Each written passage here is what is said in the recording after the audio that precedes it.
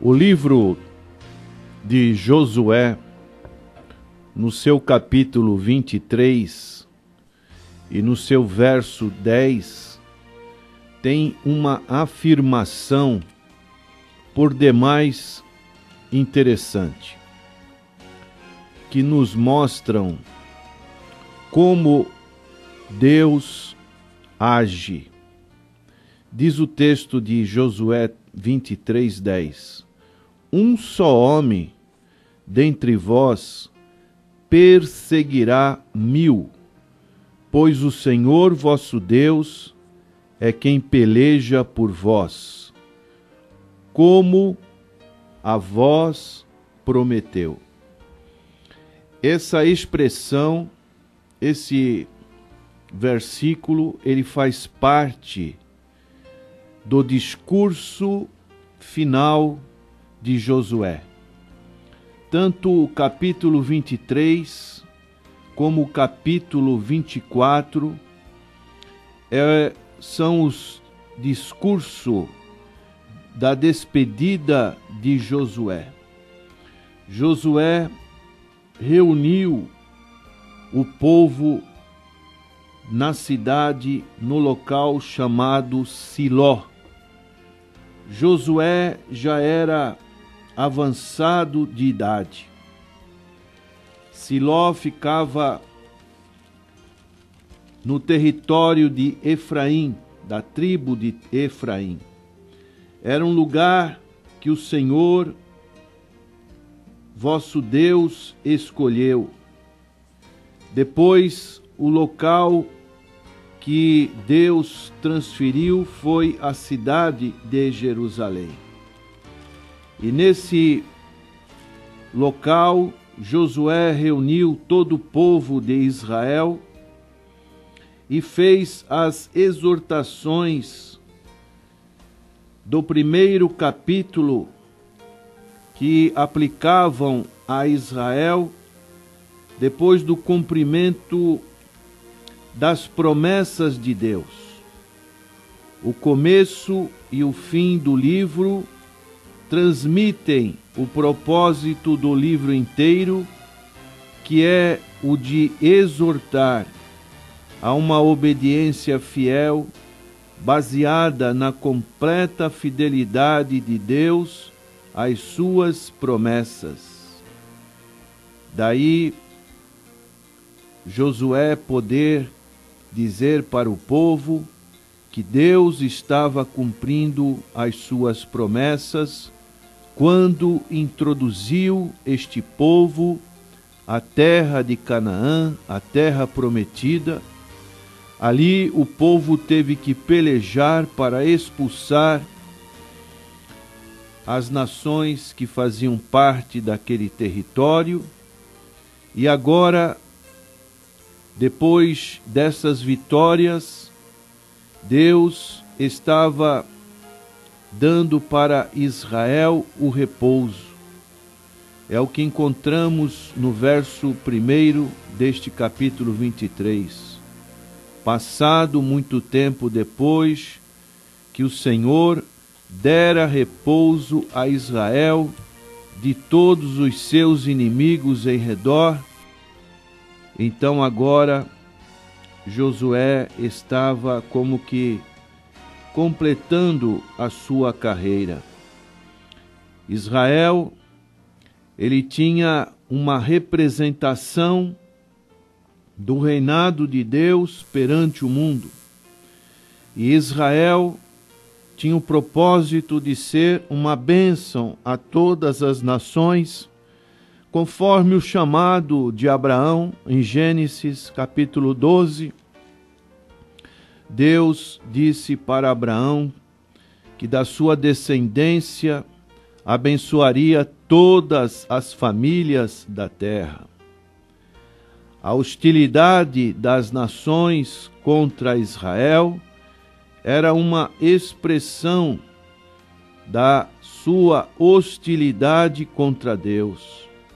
Era uma figura de que essas nações estavam guerreando contra Deus Isso nós vemos desde o livro de Gênesis, capítulo 3, verso 15, aonde existiria uma guerra espiritual entre o inimigo das nossas almas e aquele que nasceria do filho da mulher, que esmagaria a cabeça da serpente e ela lhe feriria o calcanhar. E dessa maneira, Josué estava fazendo um discurso para este povo, e no verso 10, ele fala esta palavra que é muito importante para cada um de nós. Um só homem. Geralmente temos a noção de olhar para o povo de Deus, e quanto mais pessoas, parece que estamos mais fortalecidos no trabalho do Senhor para realizar a obra do Senhor. Mas neste caso, nos chama a atenção que um só homem é a maioria. E daí podemos perguntar, por que contar as pessoas? Geralmente as pessoas perguntam, quantas pessoas tem na sua igreja?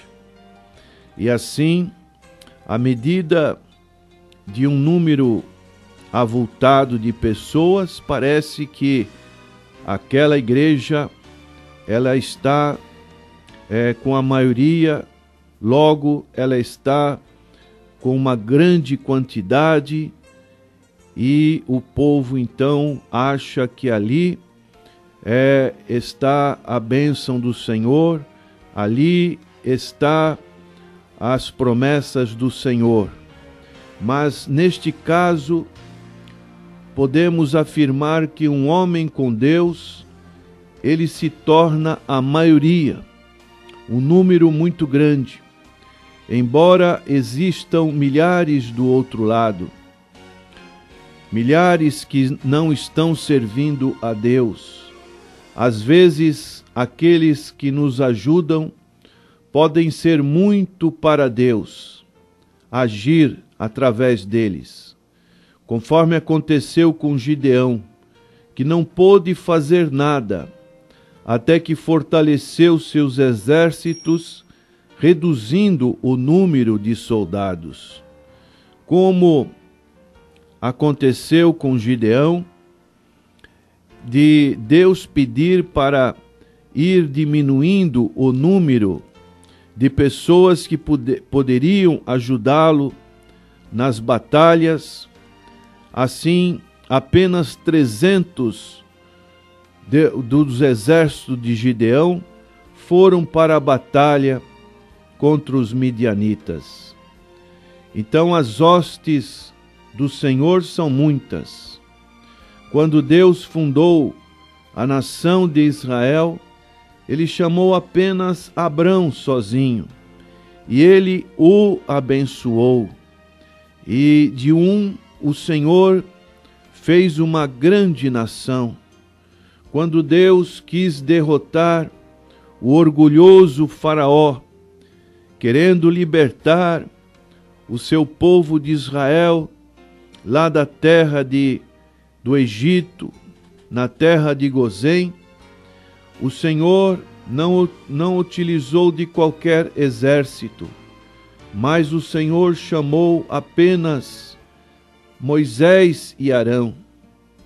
Então podemos dizer que o ministério de um único homem, como o chamam alguns sábios, tem sido mais utilizado pelo Senhor do que exércitos bem treinados e seus oficiais.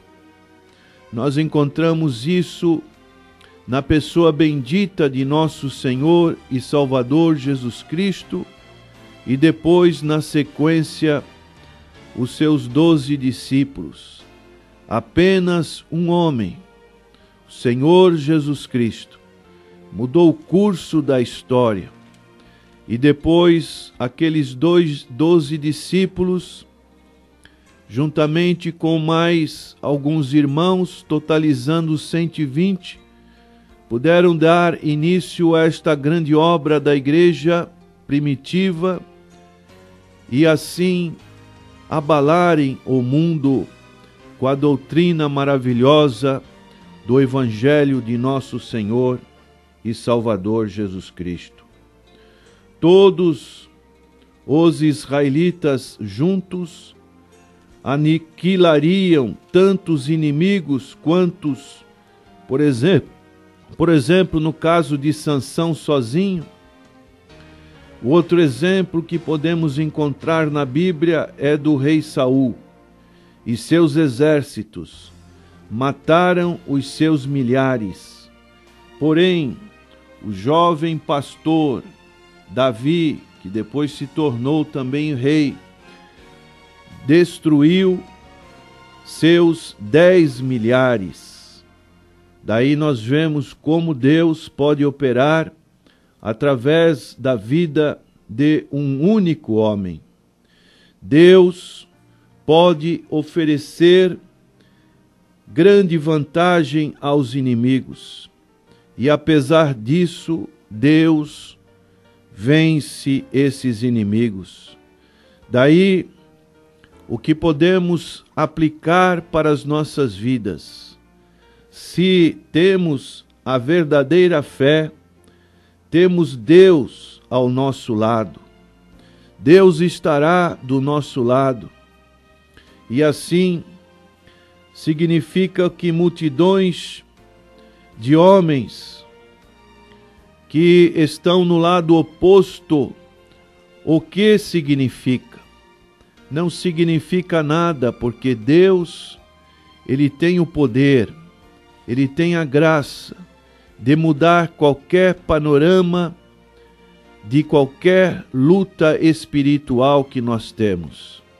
Isso nós encontramos também nos dias do profeta Eliseu, quando Deus permitiu que o exército sírio pudesse cercar aonde Eliseu estava morando, e Eliseu teve a visão que muito mais acima estava o exército celestial.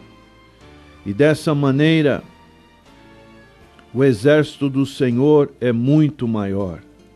Às vezes, apenas um simples animal, como um cachorro de um pastor de ovelhas, ele pode conduzir diante dele um grande rebanho. As ovelhas vão seguir aquele que tem um auxiliar juntamente com o pastor. Se o Senhor o enviar, se o Senhor, meu irmão, o poder dele estará junto do seu lado, seu divino propósito estará com você. Então, não fique com medo de qualquer situação. Não fique temeroso diante daquilo que o Senhor tem chamado para realizar, porque o Senhor é aquele que está conosco. E dessa maneira venceremos se acreditarmos no poder de Deus e nas realizações de Deus. Por isso, confie em sua promessa e seja bastante corajoso. A palavra de Deus nos diz: não te enviei eu, confia no Senhor, e Ele fará aquilo que Ele já tem colocado no seu coração como alvo, como objetivo para a realização do seu reino aqui na terra. Que Deus possa nos abençoar. Senhor nosso Deus e nosso Pai, suplicamos a Tua graça, porque muitas vezes podemos estar medrosos, temerosos, inibidos diante das lutas que temos de enfrentar no nosso dia a dia, mas aqui tem uma palavra de ânimo, de esperança, de que um único homem, ele pode realizar proezas maravilhosas se o Senhor estiver com ele. Ajuda-nos, Senhor, a estarmos neste contexto. É a nossa oração, agradecidos em nome de Jesus. Amém. De Jesus.